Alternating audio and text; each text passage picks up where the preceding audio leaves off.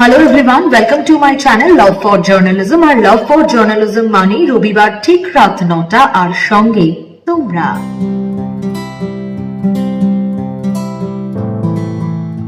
তোমরা জানো যে লাভ ফর জার্নালিজম মানে তোমাদের প্রশ্নের উত্তর দেওয়ার পালা, এবং তোমাদের প্রশ্নের উত্তর দেওয়ার জন্যই প্রতিদিন রবিবার রাত 9টায় আমি হাজির হয়ে যাই আমার এই ইউটিউব চ্যানেলে। আজ শুরুতেই একটা থ্যাংক ইউ বলবো, তার কারণ ধীরে ধীরে বাড়ছে আমার এই লাভ ফর জার্নালিজম পরিবার। জানো তো, এই পরিবারটা অর্থাৎ আমার এই লাভ ফর জার্নালিজম চ্যানেলটা আমি তোমাদের জন্য তৈরি করেছি। প্রথম থেকেই এই কথা আমি বলে এসেছি, এবং যখন একটু একটু করে, হ্যাঁ খুব দ্রুত হয়তো বাড়ছে না, খুব দ্রুত সাবস্ক্রাইবার আমি পাচ্ছি না, খুব অনেক বেশি বেশি ভিউজ হয়তো আমি পাচ্ছি না, কিন্তু তোমাদের যে ভালোবাসাটা আমি পাচ্ছি সেটা আমার কাছে অনেক বড় ব্যাপার। তোমরা যেভাবে মেসেজ করছো, গুটি কয়েক মানুষ থেকে দেখো, 1 থেকে বা 0 থেকে আস্তে আস্তে আস্তে আস্তে আজকে অনেকগুলো সাবস্ক্রাইবার, এবং এই পরিবার ধীরে ধীরে বাড়ছে, এতে আমার কোনো আক্ষেপ নেই। কিন্তু আমি এটুকু চাই যে ঠিক যেভাবে তোমরা তোমাদের কোয়েশ্চেন করছো সেই কোয়েশ্চেন গুলো করতে থাকো, কারণ তোমাদের কোয়েশ্চেন গুলোই কিন্তু আমাকে এগিয়ে নিয়ে যাচ্ছে, আমাকে এই এপিসোড গুলো করতে সাহস যোগাচ্ছে। তোমাদের এই প্রশ্নগুলো না থাকলে তো কখনোই সম্ভব হতো না। আমার ফেসবুকে, মেসেঞ্জারে, আমার ফেসবুকে যে পেজ রয়েছে জার্নালিস্ট সোনিয়া, সেখানে তোমরা যে কোয়েশ্চেন করছো সেই প্রত্যেকটা কোয়েশ্চেন তোমরা খেয়াল করবে আমি ধরে ধরে রিপ্লাই দেওয়ার চেষ্টা করি, প্রত্যেকটা বিষয় বলি, এবং আরো ভাস্ট অনেক কিছু আসছে, একে একে নিশ্চয়ই আনবো। আর একটু বড় হোক আমার এই পরিবার, ধীরে ধীরে বাড়তে থাকুক, কারণ অনেক কিছু বলার রয়েছে। এবং আমি তাই জন্যই চাই যে যারা দেখছো তারা প্লিজ এগুলো শেয়ার করো, এবং তোমাদের বন্ধুরা যারা রয়েছে তাদেরকেও বলো, তাদেরও এইটুকু যদি হেল্প হয় তাহলেও আমার ভালো লাগবে। আজকে শুরুতে অনেক কিছু বলে ফেললাম, তার কারণ আজ একটা নতুন বিষয় নিয়ে আলোচনা করব। আমি আগেই বলে নিচ্ছি যে আমার জ্ঞান কিন্তু এই বিষয়ে খুব সীমিত, কিন্তু তাও আমি যেটুকু তোমাদের কোয়েশ্চেনটা পেয়ে আমি নিজের মতো করে পড়াশোনা করেছি, এবং তারপর আমার মনে হয়েছে আমি যেইটুকু জানাতে পারবো সেটুকুই আমি তোমাদেরকে হেল্প করব। এবং তার বাইরে দাঁড়িয়ে তোমাদের যদি আরো কোনো কোয়েরিজ থাকে অবশ্যই তোমরা আমাকে করবে এই বিষয়। আজ আমরা আলোচনা করব অ্যাবাউট কন্টেন্ট রাইটিং। এই কোয়েশ্চেনটাই আমার কাছে এসেছে, কন্টেন্ট রাইটার হতে চাই, এবং এই কোয়েশ্চেনটা কিন্তু খুব অদ্ভুত ভাবে একজন নয় অনেকের প্রশ্ন যে কন্টেন্ট রাইটার আজকালকার দিনে দাঁড়িয়ে দিদি কন্টেন্ট রাইটিং এর খুব চাহিদা, কিন্তু কি করব, কিভাবে এগোবো, একটু কি গাইড করতে পারো? অনেকগুলো পার্টে আমি এই ভিডিওটা করব তোমাদের জন্য। আজকে ফার্স্ট পার্টে কি থাকছে, কি জন্যে, কি মনে হয়, কিভাবে এগোনো উচিত। দেখো, কন্টেন্ট রাইটিং এর ক্ষেত্রে প্রথমেই আমি তোমাদের যেটা বলবো, দেখো আমি যেটুকু পড়াশোনা করলাম এবং আমি যেটুকু জানি বা যেটুকু জানলাম, তাতে আমার এটা মনে হয় যে একজন কন্টেন্ট রাইটার যদি তুমি হতে চাও, এখনকার দিনে দাঁড়িয়ে কিন্তু কন্টেন্ট রাইটিং এর একটা ডিমান্ড রয়েছে, কন্টেন্ট রাইটারের একটা ডিমান্ড রয়েছে, অনেক জব রয়েছে এই ক্ষেত্রে। এবং প্রথমেই যেটা তোমায় করতে হবে, যেহেতু অনেক জব রয়েছে এই রিলেটেড, যেহেতু অনেক চাহিদা, আর অনেক চাহিদা যখন কোনো জায়গায় থাকে তখন কিন্তু সেখানে কম্পিটিশনটাও থাকে।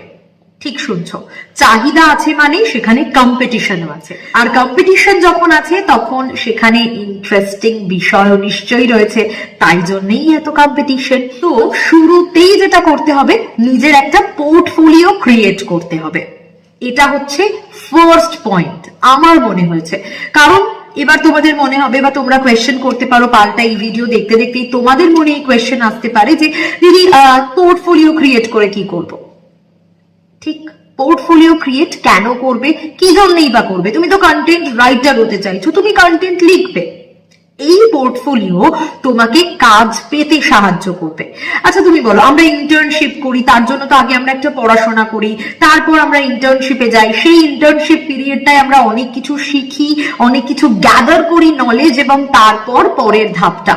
এই কন্টেন্ট রাইটিং এর ক্ষেত্রেও তোমাকে শুরুতে নিজের একটা পোর্টফোলিও বানাতে হবে। এবার এই পোর্টফোলিও কিভাবে বানাবে, অর্থাৎ তোমাকে ব্লগ লিখতে হবে, তোমাকে ব্লগার কিন্তু হতেই হবে। এটা আমার মনে হয়েছে, দেখো আমি ভুল হতে পারি, কিন্তু আমি চাই যে যেটুকু আমি আমার পড়াশোনা দিয়ে জেনেছি তোমাদের সেইটুকু গাইড করতে। তাই আমার মনে হয়েছে একজন কন্টেন্ট রাইটার যদি তুমি হতে চাও তাহলে তোমাকে সবার আগে একজন ব্লগার হতে হবে। এবার এই যে তুমি ব্লগার হচ্ছ, কিভাবে এই ব্লগারটা হবে? তোমাকে বেশ কিছু জনার বেছে নিতে হবে। যেমন কি কি জনার বাঁচতে পারো তুমি, কি কি নিশ বাঁচতে পারো তুমি। তুমি বাঁচতে পারো বিভিন্ন টপিক, তুমি বাঁচতে পারো খুব যেগুলো খুব ক্রিস্পি টপিক, যেগুলো খুব হট টপিক বলতে পারো, যেমন হেলথের দিকে তুমি নজর দিতে পারো, তুমি ফ্যাশনের দিকে নজর দিতে পারো, এরকম ভাবে টেকনোলজির দিকে নজর দিতে পারো। আরো অনেক কিছু এরকম বুড়ি বুড়ি রয়েছে যেগুলো তুমি নজর দিতে পারো, যেগুলো কিন্তু তোমার মনে হবে যে ইন্টারেস্টিং পার্ট হতে পারে, তোমার লেখার ক্ষেত্রে সুবিধে হতে পারে। এরকম অনেক কিছু রয়েছে, বিভিন্ন বিষয় রয়েছে, সেই বিষয়গুলোকে তুমি তুলে নিলে। এবার তুমি এক দুটোতে কিন্তু পোর্টফোলিও হবে না। দেখো পোর্টফোলিও বিষয়টা কি, যখন আমরা কোনো পোর্টফোলিও তৈরি করি তার মধ্যে কিন্তু বাঞ্চেস অফ জিনিস থাকে। এই বাঞ্চেস অফ জিনিসটা তোমাকে তৈরি করতে হবে, অর্থাৎ অনেক কিছু একসঙ্গে তোমাকে রাখতে হবে। তোমার লেখার দক্ষতা ঠিক কতটা সেটা তোমাকে বোঝাতে হবে, এবং সেইটাই তোমাকে হেল্প করবে।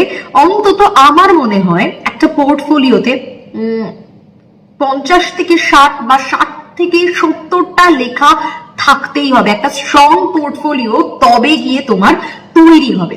এবার শুধুমাত্র এই যে আমি ফ্যাশনের কথা বললাম, আমি হেলথের কথা বললাম, আমি লাইফস্টাইলের কথা বললাম, শুধু কি এই জায়গাগুলোই না, এই যে এক একটা জনার, এখান থেকে তোমাকে টপিক বেছে বেছে আরো 10টা 15টা করে লিখতে হবে এক একটা জনার থেকে। অর্থাৎ শুধু লাইফস্টাইল যদি তুমি ভাবো, লাইফস্টাইল নিয়ে যদি তুমি লিখতে চাও, তাহলে তুমি লাইফস্টাইলের পর লাইফস্টাইল সেই ফ্যামিলি ট্রি এর মতো, এর থেকে আবার তুমি 10টা টপিক বেছে নাও যে কোন 10টা বিষয়ের ওপর তুমি লিখতে চাও। এই যখন তুমি বেছে নিলে তারপর তুমি লেখা শুরু করো। এবার প্রশ্ন আসতে পারে যে কোথায় লিখবো, অনেকগুলো সাইটস রয়েছে। তো আমার মনে হয় আমি যেটুকু বলতে পারি আমার জায়গা থেকে দাঁড়িয়ে, শুরুটা দেখো, টাকা দিয়ে তো শুরুটা করা সম্ভব হয় না সব ক্ষেত্রে। টাকা না দিয়ে কিভাবে শুরু করা যায়, তারপর তো রয়েছে যখন তুমি আস্তে আস্তে বড় হবে, উঁচু পর্যায়ে পৌঁছবে, কন্টেন্ট রাইটার হয়ে যাচ্ছ বা উঁচুতে যাচ্ছ, আমরা তো প্রত্যেকেই উঁচুতে যাওয়ার স্বপ্ন দেখি, সেই সময় দাঁড়িয়ে অবশ্যই তখন অন্য বিষয়। কিন্তু এই পোর্টফোলিওটা ক্রিয়েট করতে গেলে, নিজেকে স্ট্রং করতে গেলে, ব্লগ লিখতে গেলে তুমি wordpress.com এর সাহায্য নিতেই পারো। আমার পার্সোনালি এটা মনে হয় যে ওয়ার্ডপ্রেস থেকে কিন্তু বিষয়টা শুরু করাই যায়, কারণ আমার অনেক বন্ধুরাও রয়েছে, তাদের সঙ্গে আমি কথা বলছিলাম, তারাও কিন্তু আমাকে এই সাজেশনটাই দিয়েছে। যেহেতু আমি তোমাদের কাছে এসে বলবো, তাই তোমাদের কোয়েশ্চেন আসার পর আমার নিজেরও কিছু পড়াশোনা থাকে, সেই পড়াশোনাগুলো আমাকে করতে হয়, কারণ আমি তো ভুলভাল কিছু বলে ফেলতে পারবো না এসে, তাই না?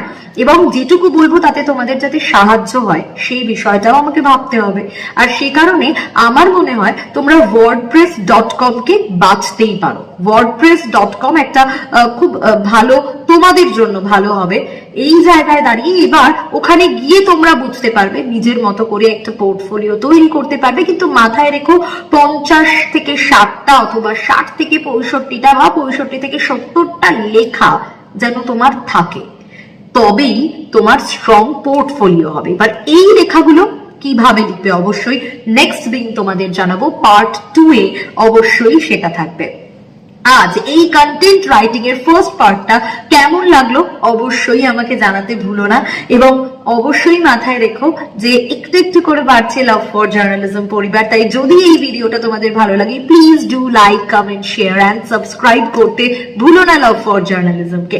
আজ এই পর্যন্তই, সকলে সুস্থ থাকো, ভালো থাকো, সঙ্গে থাকো লাভ ফর জার্নালিজমের। দেখা হচ্ছে আগামী রবিবার ঠিক রাত 9টায় পার্ট 2 নিয়ে। ততক্ষণের জন্য টাটা।